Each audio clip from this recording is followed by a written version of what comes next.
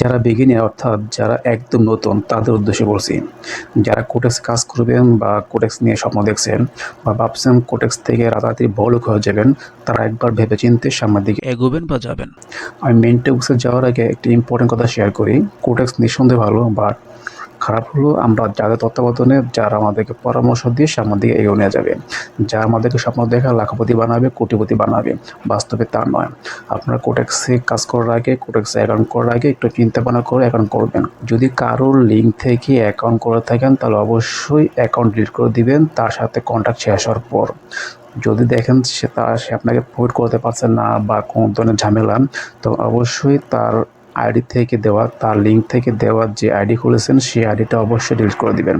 আর account delete করে দিয়ে আবার অ্যাকাউন্ট করা যাবে, তা কোনো সমস্যা না।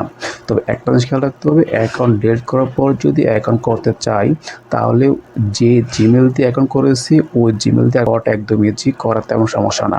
জাস্ট আমার ইমেল চেঞ্জ করতে হবে, ইমেল চেঞ্জ করে আপনার অ্যাকাউন্ট করা যাবে, আর কোনো সমস্যা নেই। তাই অন্যের দেওয়া লিঙ্ক থেকে কখনো কাজ করার চেষ্টা করবেন না।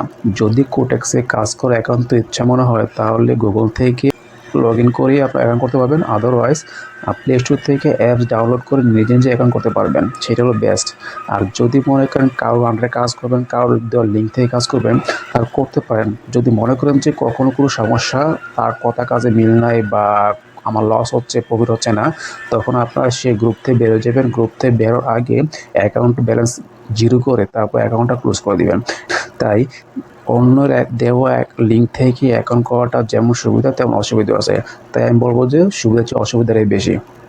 এবার যে মেন টপিক্সে, যারা কোটেক্স অ্যাকাউন্ট পার্মানেন্টভাবে ডিলিট করতে চাচ্ছেন তাদের জন্য আজকে ভিডিওটি।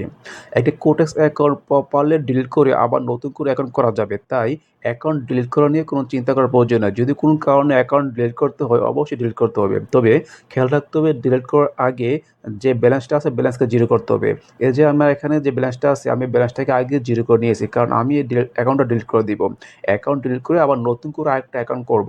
তবে এখন নিচে যে ডেমো অ্যাকাউন্টে ব্যালেন্স দেখাচ্ছে, বাট লাইভ অ্যাকাউন্টে ব্যালেন্সটা আমার জিরো দেখাচ্ছে। যেহেতু আমি অ্যাকাউন্ট ডিলিট করে দিব তাই আমি অ্যাকাউন্টটাকে ব্যালেন্স জিরো করে নিয়েছি। ওকে, এবার আমি যাবো অ্যাকাউন্ট ডিলিট করার জন্য।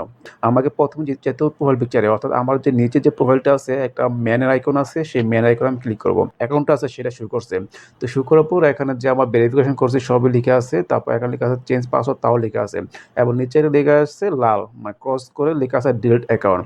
আমি যদি এখানে ডিলিট করতে চাই তাহলে আমার ডিলিট হয়ে যাবে। তবে ডিলিট করার আগে বারবার যেটা বলি বা যেটা খেয়াল রাখতে হবে, অবশ্যই যে অ্যাকাউন্টের যে ব্যালেন্সটা আছে সেই ব্যালেন্সকে জিরো করতে হবে। আর এই ব্যালেন্স জিরো করা একদম ইজি। যেভাবে আমরা টাকা ইন করছি, বিকাশ হোক, ব্যালেন্স হোক বা যেভাবে হোক, আবার ঠিক সেভাবে সেমভাবে উইথড্র দিয়ে আমি অ্যাকাউন্টটাকে জিরো করে নেব। জিরো করার পরে তারপর আমি অ্যাকাউন্ট ডিলিট করে দিব। এই ডিলিট করার জন্য আমি যে ডিলিট অপশন আছে সেই ডিলিট অপশন ক্লিক করব। এখানে মেসেজ দিয়েছে direction of accounts and personal data. তারা বলতেছে আমি কি অ্যাকাউন্ট ডিলিট করে দিব কি না। হ্যাঁ, যেহেতু আমি অ্যাকাউন্ট ডিলিট করে দিব তাই আমার এত কিছু প্রয়োজন না, আমি অ্যাকাউন্ট সরাসরি ডিলিট করে দিব। ডিলিট কনফার্মেশন দেওয়ার পর যে তারা আমার মেইলে একটা নোটিফিকেশন দিয়েছে, আমার নোটিফিকেশন চেক করতে হবে। এখানে একটা মেইল আসছে, লেখা আছে ডিলিট অ্যাকাউন্ট। ফাইনালি তারা আমার একটা লিঙ্ক দিয়েছে অর্থাৎ অ্যাকাউন্ট ডিলিট করার জন্য। আমি সেই লিঙ্কে ক্লিক করব।